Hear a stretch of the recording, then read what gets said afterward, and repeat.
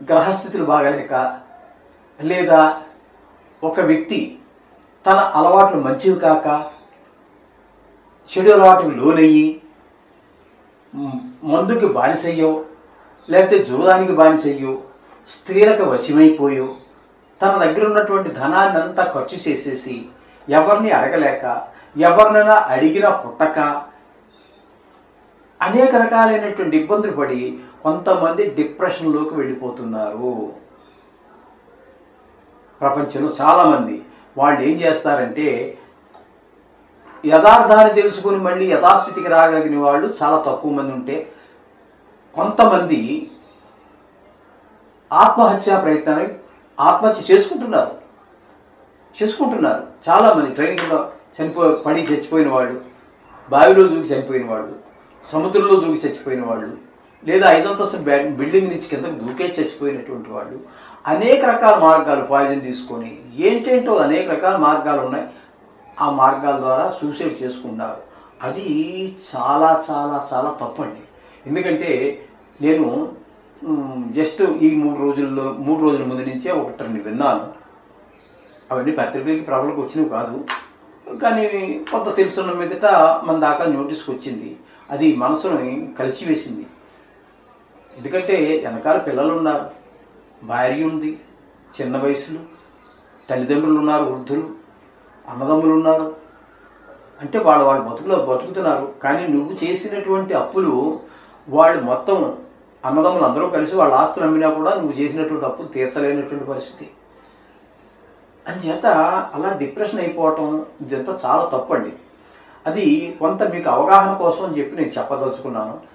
ఈ ఆత్మహత్య అనేటటువంటిది చాలా ఘోరమైనటువంటి పరిస్థితి. ఎందుకంటే ఇప్పుడు భగవంతుడు ప్రతి మనిషికి ఆయుర్దాయం ఒకటి 50 రాయొచ్చు, ఒకటి 60 రాయొచ్చు, ఒకటి 70 సంవత్సరాలు, ఒకటి 80 సంవత్సరాలు, 90, ఎవరికో ఏదో రాశాడు. ఒక్కొక్క మనిషికి ఒక్కొక్కటి రాస్తాడు. ఆ రాసిన టైంలో భగవంతుడు తీసుకెళ్తాడు మనల్ని. అది న్యాచురల్ డెత్, అది సహజమైనటువంటి మరణం.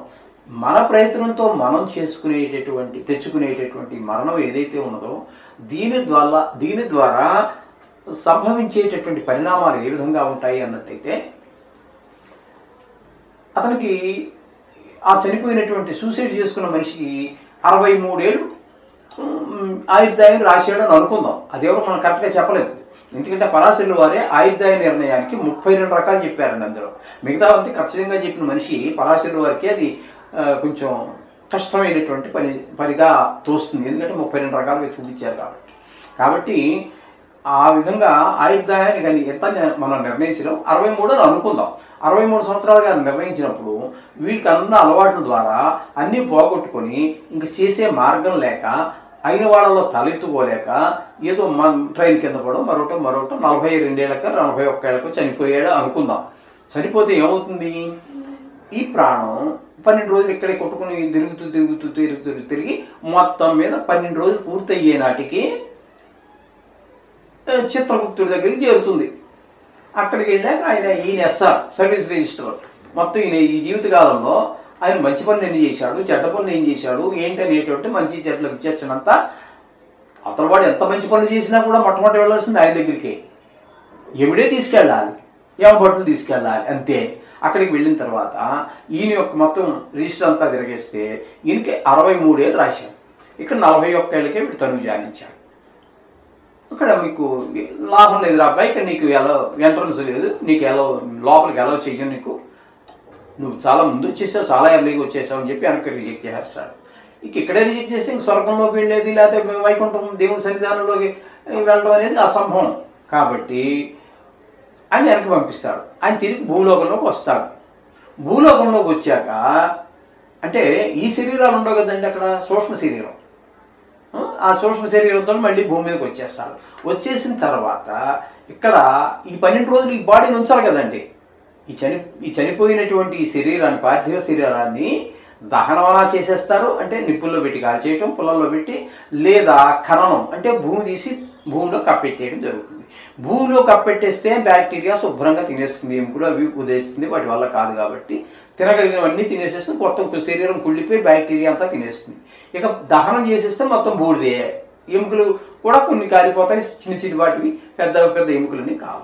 ఇక్కడికి వచ్చాక వీడు మళ్ళీ వీడి శరీరంలో వదిలిపెట్టేసి బలవంతంగా సూసైడ్ చేసుకుని ఈ తనువు సాధించేశాడు కదా, ఈ తనువులో దూరడానికి ఇక్కడ తనువు లేదు.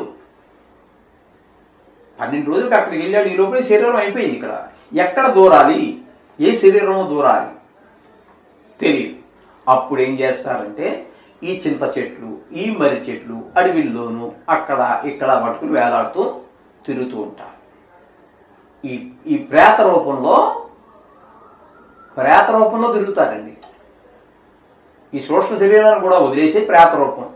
ఈ ప్రేత రూపంలో తిరిగినటువంటి వాడికి అప్పుడు ఏం చేస్తాడు, వీడి జీవితకాలంలో ఇతనికి సహాయపడినటువంటి వాళ్ళందరికీ వాళ్ళ జోలికి ఏం వెళ్ళడు.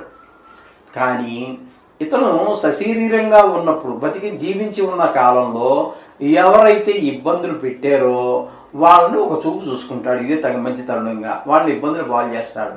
కొంతమంది నాకు దెయ్యం పట్టిందని ఊరికే ఊగిపోతూ ఉంటారు, వాళ్ళు కాలు కాల్చుకుంటూ ఉంటారు, కొండలు ఎక్కేస్తాడు, చెట్లు ఎక్కేస్తాడు, ఏదేదో చాలా విచిత్రమైనటువంటి విన్యాసాలన్నీ చేస్తూ ఉంటారు. అర్ధరాత్రి వేళ గలిగలి శబ్దాలు రావటాలు, ఏదో ఆ ఇంట్లోకి ఎవడన్నా వెళ్ళాడు అనుకోండి, వాడికి సంబంధం లేకుండా అక్కడ ఏం లేకుండా అక్కడ వస్తువులు కదలటాలు, అక్కడి నుంచి పెద్ద పేరు ప్రఖ్యాతులు ఆ ఇల్లు దెయ్యాలు ఉన్నాయి అక్కడని చెప్పి పోవటం, రాత్రి అయితే ఇంకా అటు ప్రాంతంలోకి ఎవరు వెళ్ళకపోవటము, ఇట్లాంటివన్నీ మనం కథలుగా వింటూ ఉంటాం. కానీ కొంతమంది దగ్గరికి వెళ్ళవు. అవి ఏంటంటే ఈ రాక్షస గణాలను ఉంటాయి చూడండి, దేవగణం, రాక్షస గణం, మనిషి గణం అనేటువంటి ఈ రాక్షస గణాల వాళ్ళ కనబడవండి. ఇవి మనిషి గణం, దేవగణం మన జాతకం మనకి ఇందులో ఉంటాయి కదా, వివాహపంతంలో వాటిలో వాళ్ళది ఏ గణం అనేది మనం చూస్తూ ఉంటాం కదా. అలాగా ఆ గణాలు మనిషి గణం కానీ దేవగణం కానీ ఉన్నటువంటి వాళ్ళకి కనిపిస్తూ ఉంటాయి. వాళ్ళని ఒక ఆట పట్టిస్తూ ఉంటాయి. అందరినీ ఆట పట్టించవండి, వాళ్ళని సశరీరంగా ఉన్నప్పుడు ఇబ్బంది పెట్టిన వాళ్ళు గెలిపిస్తూ ఉంటాయి. ఈ విధంగా ఉంటుంది. దాని ద్వారా మరిన్ని పాపాలు చేసుకోవటమే అవుతుందండి. అందుచేత ఇవి కూడా ఇక్కడ కూడా కొన్ని ఉన్నాయండి. కొంతమంది ఈ మధ్య కాలంలో 8 నిమిషాల తర్వాత చనిపోయాడని డాక్టర్లు కూడా డిక్లేర్ చేసిన తర్వాత, నిర్ధారణ చేసిన తర్వాత 8 నెలలకు ఆ శవం లేచింది లేదు, తీసుకెళ్ళిపోతున్నారు, మధ్యాహ్నం ఎప్పుడో చచ్చిపోయాడు అన్నారు, దారిలో శ్మశానాన్ని తీసుకెళ్తున్న దారిలో 3 చోట్ల ఆపుతారు, ఆ పిల్లవాడి చేత నాన్న నాన్న అని పిలిపిస్తారు. అటువంటి సందర్భంలో లేచి కూర్చున్న వాళ్ళు ఉన్నారు. తలకి నిప్పు పెట్టేటటువంటి సందర్భంలో పాడి మీద పెట్టేసిన తర్వాత కూడా లేచి కూర్చున్న వాళ్ళు ఉన్నారు. ఈ విధంగా మనకి సృష్టిలో, భగవంతుడి సృష్టిలో ఎన్నో అద్భుతాలు వింటూ ఉంటాం. కొన్ని సినిమాల్లో తీస్తుంటారు, ఆ సినిమాల్లో చూసింది ఇవన్నీ నిజం అనుకోక్కర్లేదు, కానీ ఇవన్నీ మనం వింటున్నాం. ఇవన్నీ ఎవరికి జరుగుతాయి అన్నట్టయితే, అంటే ఇబ్బంది పెట్టిన వాళ్ళు బాధపడుతుంటాయి అనుకోండి. ఎక్కువగా మన జాతకంలో శపిత యోగం అని ఒక యోగం ఉన్నదండి, అదొక దుష్ట యోగం, శని రాహుల కలయిక వల్ల. అలాగే ఈ కుజ కేతువుల వల్ల మనకి పిశాచి యోగం అని కూడా ఒకటి వస్తుంది.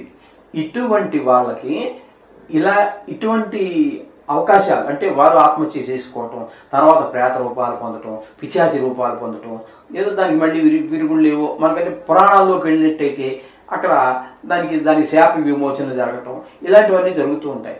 ఎక్కువగా ఈ జాతక విభాగంలో ఈ పిశాచి యోగాలు, శపిత యోగాలు ఉన్నటువంటి వాళ్ళకి ఇలా జరిగే అవకాశం ఎక్కువని ఎవరో పెద్దలు చెప్పగా విన్నాను.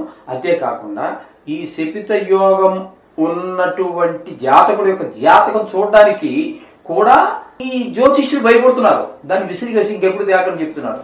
ఆ తండ్రి అసలు ఏమైందని చెప్పి వాడిని కంగారు. కనీసం చెప్పడానికేమి, అంత మాత్రం ఏమైపోతుందా? దానికి కూడా పరిష్కారాలు ఏదో నాకు అంత డెప్త్ తెలియదు, కానీ పరిష్కారం చేశాను. అంటే ఈ శపిత యోగం ఉన్నటువంటి జాతకుడు యొక్క జాతకాన్ని పరిశీలన చేయకూడదు అనే విషయం నాకు అప్పటికి తెలియదు. నా దగ్గరికి వచ్చింది, ఆయన చెప్పాడు, ఇలా విసిరేశారండి అని కూడా చెప్పాడు జాతకాన్ని. అప్పుడు నేను తీసుకున్నాను, నాకు తోచిన పరిష్కారాలు ఏవో చేసాము, ఆ గ్రహాలకు శాంతులు ఏవి చేసాము, తర్వాత వాళ్ళు బాగానే ఉన్నారు. నాకు కూడా ఏమీ దానివల్ల అపకారం ఏం జరగలేదు. కానీ ఒక ఆయన మాత్రం ఇలాగా దాన్ని ఆ జాతకాన్ని విసిరికొట్టి వాళ్ళ తీసుకొచ్చినటువంటి ఆ శక్తియోగం ఉన్నటువంటి అబ్బాయి యొక్క తండ్రి గారి మొహాన్ని విసిరి కొట్టాడట. ఆయన కంగారు పడుతూ ఏమైంది ఏమైంది ఏమైంది అని చెప్పేసి కంగారు పడిపోయి అన్నం 3 రోజులు 4 రోజులు అన్నం తినలేదట. ఎవరో చెప్పారు, మనకు వాళ్ళు తెలుసు, నాకు తెలుసున్న వాళ్ళు, అతనికి తెలిసిన వాళ్ళు ఎవరో వాళ్ళ దగ్గరికి వెళ్ళమని చెప్తే మన దగ్గరికి వచ్చాడు. మొత్తం మీద ఎక్కడో తిరిగి వచ్చాడు. అలా 2 ముగ్గురు చేశారండి అన్నారు. అంచేత మేము మాకు తెలియదని కూడా కొంతమంది చెప్పారట. మాకేమో ఇలా చూడకని చెప్పేసి చూడకుండా మేము చూడమని చెప్పేసి మొహం మీద కొట్టిన ఒకే ఆయన. అది మొత్తం మీద మన దగ్గరికి వచ్చింది. ఏదో ఆ భగవంతుడి అనుగ్రహంతో, మా గురువుల అనుగ్రహంతో, ఆ పెద్ద దేవుడి యొక్క ఆశీస్సులతో, తల్లిదండ్రుల ఆశీస్సులతో ఏదో నాకు వచ్చింది ఏదో చేశాము. అది ఆ సమస్య పరిష్కారం అయిపోయింది. వాళ్ళు ఇప్పుడు బాగానే ఉన్నారు.